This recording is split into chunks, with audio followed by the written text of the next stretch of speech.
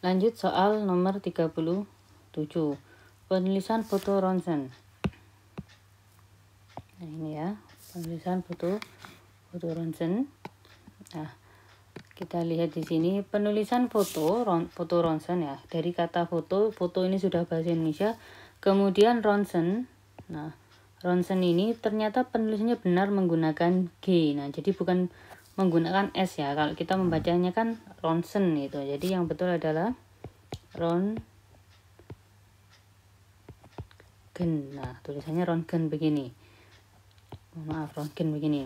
Nah, kemudian bentuk tidak bakunya adalah ronsen. Memang cara membacanya ronsen, tapi ini tidak baku. Dengan demikian, penulisan foto ronsen sudah benar. Yang B salah karena F-nya salah, S-nya salah, C, F salah, kemudian ini tidak ada G, kemudian tulisannya dipisah. Ini yang D masih menggunakan bahasa Inggris ya, salah. E, nah ini juga salah. Dengan demikian nomor 37 jawabannya adalah yang A, tidak perlu diperbaiki. Röntgen ini benar. 38, penulisan 1300 km. Ini. Nah, penulisan kilometer itu menggunakan huruf kapital. Jadi kilometer itu kalau disingkat menjadi kilometer K besar M kecil. Kemudian tidak ada tanda hubung antara angka dan satuannya ya. Dengan demikian jawaban yang tepat adalah yang E, 1300 km.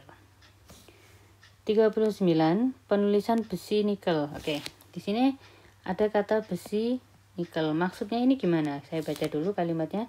Dari segi kandungan kimia, kandungan bagian inti bumi adalah paduan. Nah, kalau paduan, nah ini kan berarti gabungan ya. Gabungan besi dan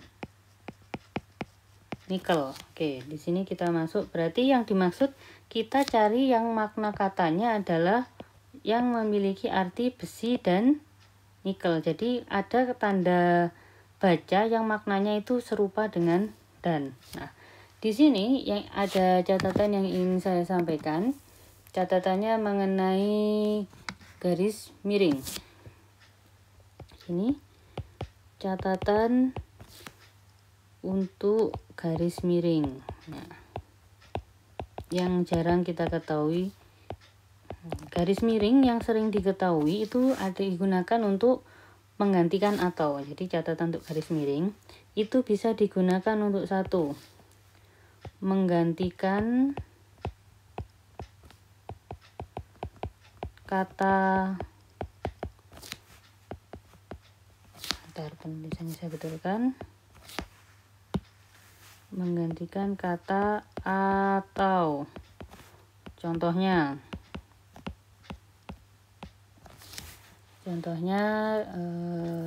dikirim lewat darat misalkan.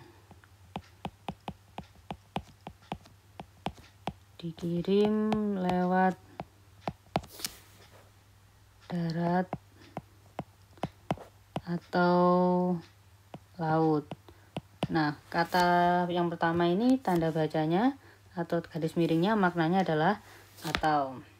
Kemudian yang kedua, dia kata tanda miring atau garis miring itu bisa menggantikan kata dan. Nah, contohnya mahasiswa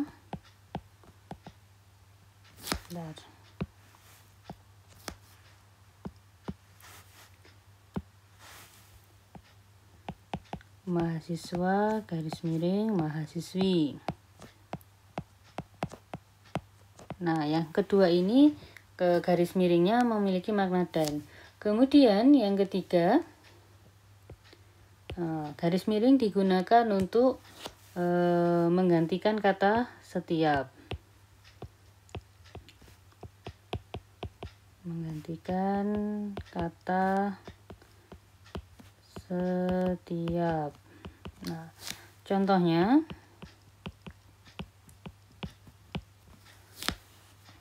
harganya misalkan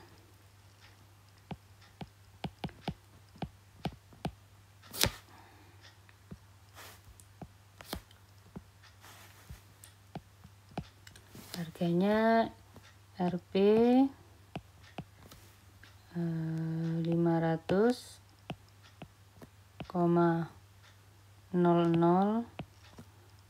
per lembar. Nah, dari sini ada tiga hal yang digunakan untuk catatan untuk garis miring. Jadi yang pertama bisa menggantikan kata atau, yang kedua menggantikan kata dan, yang ketiga menggantikan kata setiap. Nah, di sini tadi kita kembali ke soal. Nah, tadi kan yang diminta itu adalah gabungan besi dan nikel. Berarti tanda baca yang tepat adalah garis miring. Sehingga nomor 39 jawabannya adalah yang B.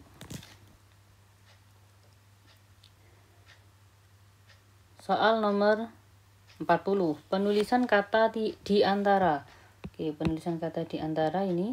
Nah, di antara itu menunjukkan kata di, ya di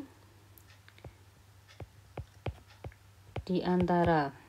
Nah, di sini fungsinya sebagai, di itu ada dua ya. Dia itu fungsinya bisa sebagai kata kerja pasif. Ini fungsi yang pertama.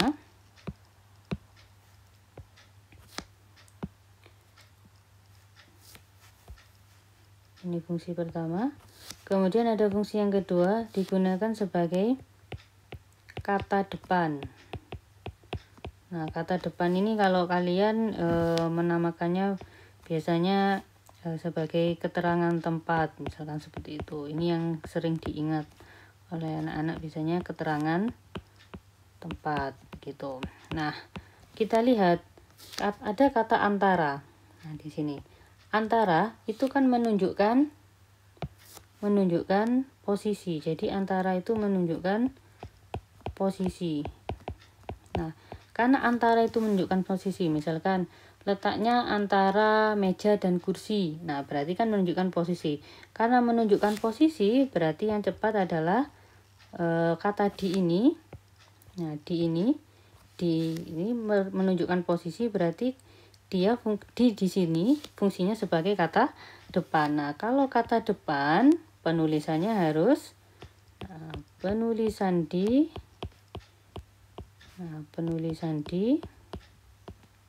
itu pisah. Nah, dengan demikian di tidak termasuk kata kerja pasif pada penulisan di antara. Dengan demikian jawabannya bisa B, bisa C. Tetapi yang B salah karena di awal kali kata itu merupakan huruf kapital. Seharusnya yang C karena harusnya huruf kecil. Nomor 40 jawabannya yang C.